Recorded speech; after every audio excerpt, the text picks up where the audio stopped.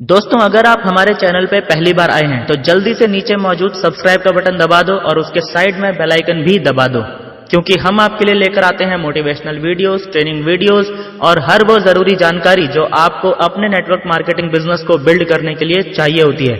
और दोस्तों, जल्दी से इस वीडियो के नीचे मौजूद लाइक का बटन भी दबा दो ताकि ये वीडियो आप जैसे और भी बहुत सारे महत्वाकांक्षी और पॉजिटिव सोच वाले लीडर्स तक पहुंच सके। तो चलिए वीडियो शुरू करते हैं।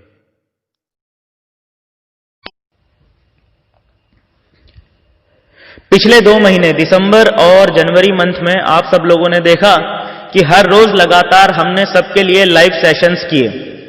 54 लाइव सेशंस हुए जिसमें आप सबके नेटवर्क मार्केटिंग से रिलेटेड लगभग 2000 से भी ज्यादा सवालों के हमने जवाब दिए। ये अपने आप में एक रिकॉर्ड है। इस दौरान बहुत से ऐसे सवाल थे जो कि काफी फ्रीक्वेंटली मुझसे पूछे जा रहे थे, यानी बार बार पूछे जा रहे थे। उन्हीं में से एक मोस्ट कॉमन सवाल जो लोग मुझसे बार बार पूछ रहे थे वो ये था कि ज्यादातर लोगों का कहना था कि सर मेरी टीम डेड हो गई है, या सर मेरी टीम ठंडी हो गई है, सर मेरी टीम टूट गई है, सर मेरी टीम के लोग काम ही नहीं करते। ये सभी सवाल या इसी से मिलते जुलते सवाल मुझसे लाइव सेशन में बार बार पूछे गए, हर रोज पूछे गए। नेटवर्क मार्केटिंग में 95% लोग यही प्रॉब्लम झेल रहे हैं। ज्यादातर लोगों की अधिकतर टीम इनएक्टिव हो जाती है, यानी कि नॉन परफॉर्मिंग हो जाती है। इसी सिचुएशन के लिए हमारी हिंदी भाषा में एक कहावत का इस्तेमाल किया जाता है, गई भैंस पानी में। अब आप कुछ भी कर लो, वो भैंस जल्दी पानी से निकलने वाली नहीं है। यानी ये एक ऐसी सिचुएशन है जहां पर आपकी करी कराई मेहनत पर पानी फिर जाता है। सो हमारी टीम इनएक्टिव या नॉन परफॉर्मिंग क्यों हो जाती है, इसके कुछ बेसिक रीजंस मैं आपसे अभी इस वीडियो में शेयर करूंगा, और साथ ही साथ मैं आपको इस वीडियो में एक ठोस और 100% वर्किंग टेक्निक बताऊंगा जिससे कि आप अपनी टीम को इनएक्टिव होने से आसानी से रोक पाएंगे। लेकिन उससे पहले जल्दी से वीडियो के नीचे कमेंट करके मुझे बताइए कि क्या आपकी भी टीम इनएक्टिव हो गई है? यदि हां, तो कितनी टीम इनएक्टिव हो गई है? 10%, 20%, 50%, 80% या 100%?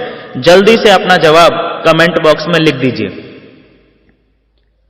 सबसे पहले तो हमें यह समझना जरूरी है कि टीम इनएक्टिव होती क्यों है। ऐसा क्या हो गया कि जो व्यक्ति बड़ी उम्मीदों के साथ आपकी टीम में ज्वाइन हुआ था वो कुछ ही दिनों में हताश निराश होकर घर बैठ गया? क्या कारण है? क्या कंपनी में प्रॉब्लम है? क्या प्रोडक्ट्स में प्रॉब्लम है? क्या इनकम प्लान में प्रॉब्लम है? क्या उस व्यक्ति में अक्ल नहीं है?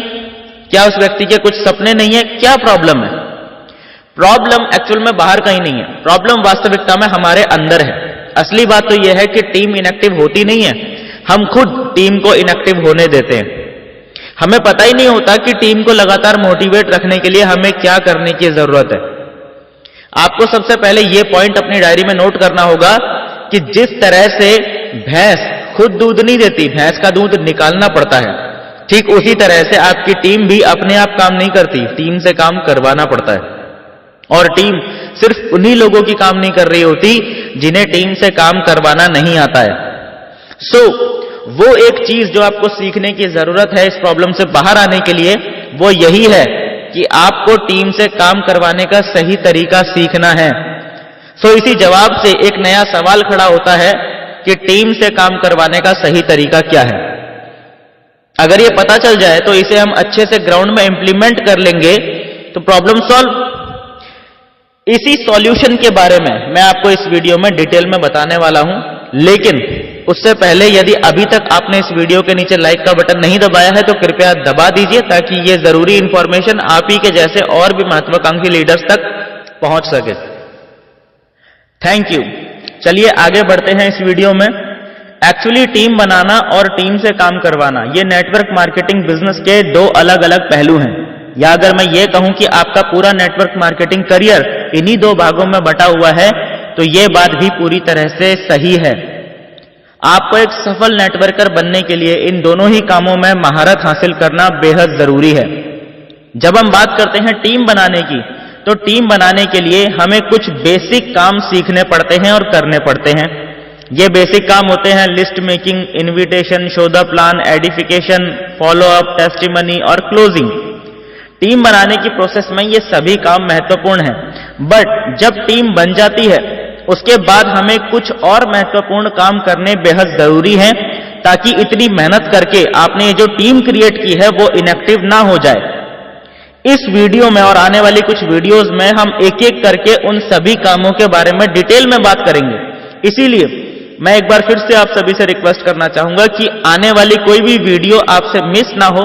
इसके लिए जिसने अभी तक इस चैनल को सब्सक्राइब नहीं किया है, सब्सक्राइब कर लीजिए। तो सबसे पहला काम जो आपको अपनी टीम को एक्टिव बनाए रखने के लिए करना जरूरी है वो है FIM। FIM यानी फर्स्ट इंफॉर्मेशन मीटिंग। जैसा कि इसके नाम से ही पता चल रहा है कि ये वो मीटिंग होती है जो कि किसी व्यक्ति की ज्वाइनिंग के बाद उसकी सबसे पहली मीटिंग होती है। कई मायनों में ये मीटिंग महत्वपूर्ण है। फर्स्ट इंफॉर्मेशन मीटिंग के अंदर आपको 3 बेसिक काम करने होते हैं। हर व्यक्ति ध्यान से समझिए इस बात को। इस बात का खास ख्याल रखें कि FIM व्यक्ति की ज्वाइनिंग के तुरंत बाद यानी 24 घंटे के अंदर होना बेहद जरूरी है। और इस FIM के अंदर जो सबसे पहला काम आपको करना है वो ये है कि आपकी कंपनी का जो इनकम प्लान है वो इनकम प्लान आपने एक बार फिर से फुल डिटेल में एक्सप्लेन करना है। आप पहले कर चुके हैं, मुझे पता है। आप पहले हो सकता है 2 बार 3 बार भी प्लान एक्सप्लेन कर चुके हैं, ये भी मुझे पता है।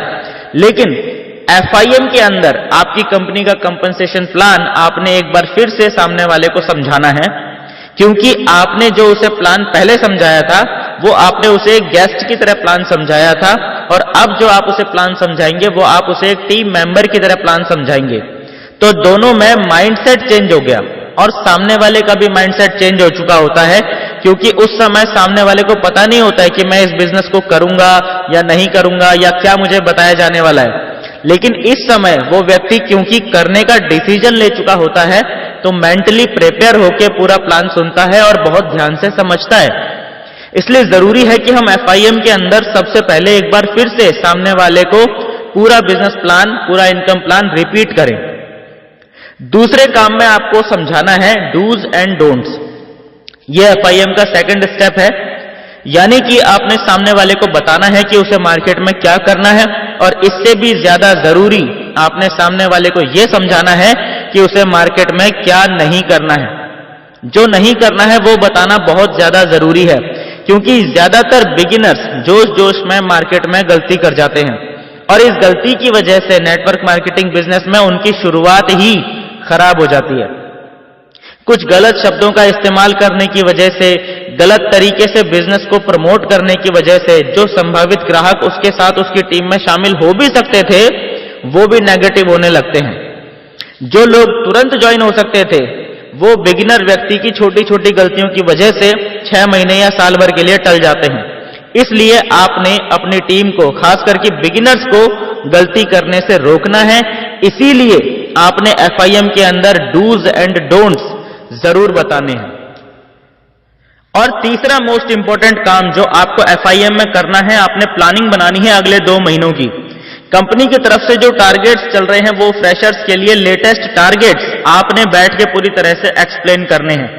आपने सामने वाले के दिमाग में क्लियर पिक्चर बैठानी है कि टारगेट्स क्या हैं और अगले 1 या 2 महीने में हम कैसे उस टारगेट्स को अचीव करने वाले हैं। यानी टारगेट्स पूरी तरह से एक्सप्लेन करना है और टारगेट को अचीव करने का पूरा रोड मैप आपने वहां बैठ के उस व्यक्ति के लिए तैयार करना है। उस व्यक्ति से आपने बोलना है कि भाई देख, 2 महीने बचे हैं इस टारगेट को अचीव करने के लिए, और आज से मैं तेरे साथ जुटने वाला हूं तेरा ये टारगेट अचीव करवाने के लिए। क्योंकि अब आप मेरी टीम में आ गए हो तो मेरा ये फर्ज बनता है कि मैं आपको हर संभव मदद करूं आपका ये टारगेट अचीव करने में। तो सामने वाले के अंदर एक्साइटमेंट आ जाएगा, अरे वाह, बैंकॉक ट्रिप क्वालिफाई होने वाली है 2 महीने के अंदर। और फिर एक्चुअल में आपने ईमानदारी के साथ जुटना है उस व्यक्ति को बैंकॉक ट्रिप क्वालिफाई करवाने के लिए, थाईलैंड ट्रिप क्वालिफाई करवाने के लिए, या जो भी आपकी कंपनी में टारगेट चल रहा है, बाइक का टारगेट चल रहा है, लैपटॉप का टारगेट चल रहा है कंपनी की तरफ से, वो टारगेट जो बेसिक टारगेट्स आते हैं कंपनी की तरफ से फ्रेशर्स के लिए, उन टारगेट्स की बैठ के आपने पूरी प्लानिंग बनवानी है FIM के अंदर। वहीं पे बैठ के आपने उस व्यक्ति को उसका रोल बताना है, यानी टारगेट को अचीव करने के लिए वो क्या क्या काम करेगा और आप उसका टारगेट अचीव करवाने के लिए क्या काम करोगे, ये वहीं पे बैठ के बताना है, ताकि उसे क्लियर पता चल जाए कि उसे क्या करना है, ताकि कोई भी कंफ्यूजन ना रहे। तेरा रोल है लिस्ट बनाना, तेरा रोल है इन्विटेशन करना। कैसे करना है वो मैं बताऊंगा, वो मैं सिखाऊंगा। सो लिस्ट मेकिंग और इन्विटेशन ये तुम्हारा काम है। प्लान दिखाना फिलहाल तुम्हारा काम नहीं है। प्लान नहीं बताओगे आप किसी को। प्लान दिखाने के लिए मुझे बुलाना, मैं आऊंगा प्लान देने, मैं आऊंगा फॉलोअप करने। समझ में आया ना? लिस्ट तेरी, इन्विटेशन तेरी, प्लान, फॉलोअप और क्लोजिंग मैं करूंगा। सो इस तरह से सामने बैठकर आपने उसका रोल पहले ही दिन उसके दिमाग में सेट कर देना है। टीम इनएक्टिव क्यों हो जाती है हमारी? क्योंकि उनका टारगेट सेट करवाना तो बहुत दूर की बात है, हमारा खुद का ही टारगेट सेट नहीं होता। वो क्या हमारी बात मानेंगे? हम खुद ही अपने सीनियर्स की बात नहीं मानते और वहीं गलती होती है। लोग कहते हैं सर मेरी टीम डुप्लीकेट नहीं हो रही। अरे भाई डुप्लीकेट कैसे होगी? अपने आप थोड़ी कुछ हो जाएगा, अपने आप कुछ नहीं होता, करना पड़ता है जानबूझ के। भैंस दूध देती नहीं है, भैंस का दूध निकालना पड़ता है। टीम काम करती नहीं है, टीम से काम करवाना पड़ता है। और टीम से काम करवाने का फर्स्ट स्टेप है FIM यानी फर्स्ट इंफॉर्मेशन मीटिंग। FIM के बाद भी कुछ काम होते हैं जो आपको रेगुलरली करते रहने जरूरी हैं अपनी टीम को लगातार एक्टिव बनाए रखने के लिए। उन सभी स्टेप्स के बारे में हम आपको आने वाली नेक्स्ट वीडियोस में डिटेल में जानकारी देंगे। तब तक साथ में बने रहिए। मिलते हैं नेक्स्ट वीडियो में, तब तक के लिए thank you and wish you all the best.